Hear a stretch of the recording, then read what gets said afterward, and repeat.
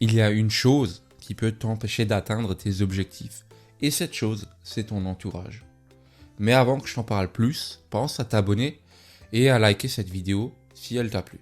Avant tout, il faut que tu saches que tu as 3 types de personnes dans ton entourage qui peuvent être ou devenir un entourage toxique. La première, c'est tes amis. C'est le premier groupe de personnes qui peut t'empêcher d'atteindre tes objectifs.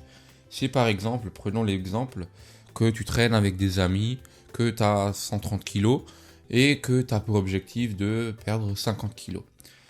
Est-ce que tu crois que tu vas perdre ces 50 kilos avec des amis qui vont 3 fois par semaine au McDonald's, qui vont mater des films au cinéma, qui bouffent du popcorn, toujours le plus grand quoi, ou est-ce que tu vas perdre ces 50 kilos avec des personnes qui vont au gym 5 fois par semaine, qui mangent plus ou moins sainement, je te dis pas de manger tout le temps, mais plus ou moins sainement, et comme dit, qui ont d'autres activités aussi à côté, comme peut-être faire des randonnées, des choses qui brûlent des calories.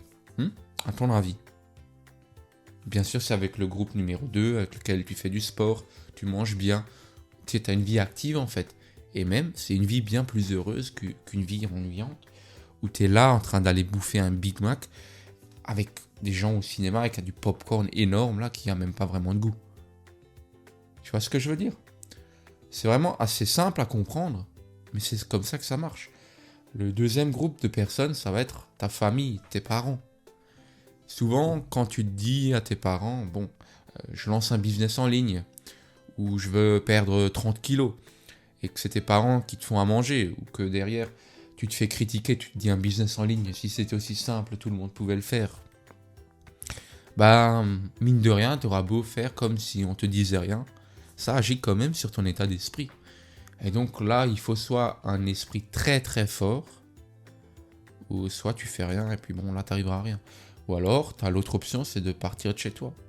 Ça, après, c'est un choix que toi-même tu dois faire et il faut que tu reconnaisses toi-même et que tu acceptes le fait que ce sont des personnes qui te font pas forcément du bien. Même si dans l'intention, ils veulent pas te faire du mal.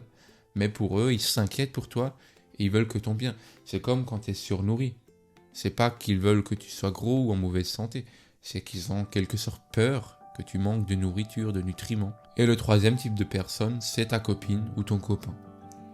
Dans ce cas, il n'y a pas 150 méthodes parce que les personnes, tu peux difficilement les changer.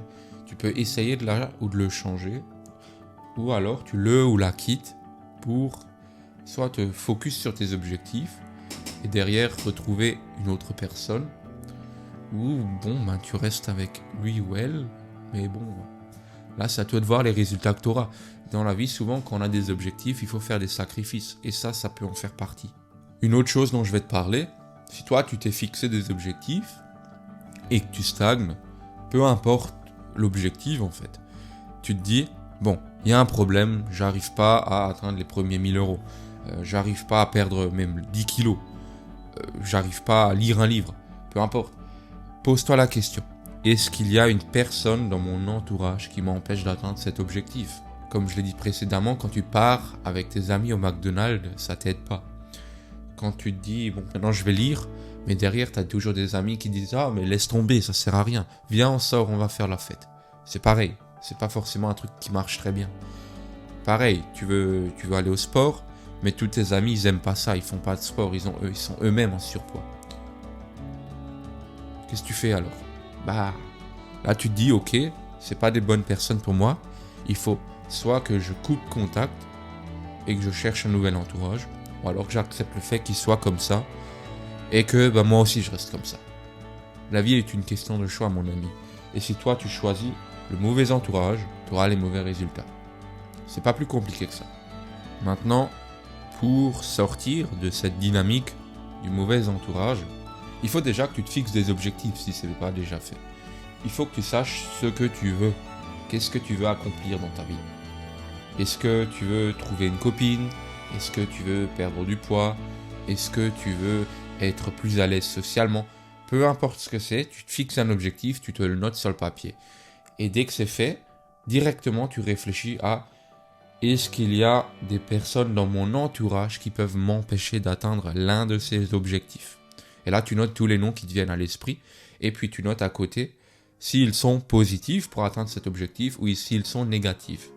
Et derrière, une fois que ça c'est fait, tu passeras le plus de ton temps avec les gens qui ont une influence positive et non pas négative. Tu peux même couper les ponts complètement avec ceux qui ont une influence négative. Bien sûr, s'il s'agit de tes parents, moi je te dis pas de ne pas les voir du tout et plus jamais. C'est juste peut-être de réduire un peu le contact et de les voir moins. Ça reste tes parents après tout. Me fais pas dire ce que j'ai pas dit. Le but ici, c'est juste que tu augmentes l'influence positive et que tu diminues l'influence négative des gens sur ton esprit. Et une dernière chose que je vais ajouter, c'est que peut-être que tu vas me dire, mais où est-ce que je trouve des gens avec une influence positive? Franchement, c'est pas très compliqué. C'est quoi tes objectifs? Tu veux perdre du poids. Où est-ce que tu peux trouver des gens qui veulent perdre du poids? Dans une salle de sport. Tu veux chercher des personnes qui ont du succès entrepreneurial. Où est-ce que tu peux trouver des entrepreneurs? Dans des groupes, Facebook, sur tous ces trucs, LinkedIn, tu peux en trouver. Ou alors dans des espèces de meet-up IRL. Ou même des espèces de conférences. Il y a plein d'endroits où tu peux trouver des gens. Même si tu payes un petit billet, derrière, le relationnel et le réseau que tu te construis et que tu te forges, c'est un truc monstrueux. Donc, pose-toi simplement la question. Je cherche des nouveaux amis en rapport avec mes objectifs. Pour mes objectifs, qu'est-ce que je dois faire et qu'est-ce que eux, ils doivent faire et où est-ce que je peux les rencontrer? Voilà, c'est pas plus compliqué que ça. Je me suis peut-être un peu embrouillé dans l'explication, mais dans l'essentiel, c'est d'aller trouver des gens qui veulent faire la même chose que moi dans les endroits où il faut que j'aille pour les faire. Si cette vidéo t'a plu, pense à t'abonner, à activer la cloche des notifications pour suivre les prochaines vidéos. Et n'hésite pas à poser toutes tes questions en commentaire, ça me donnera des idées pour les prochaines vidéos.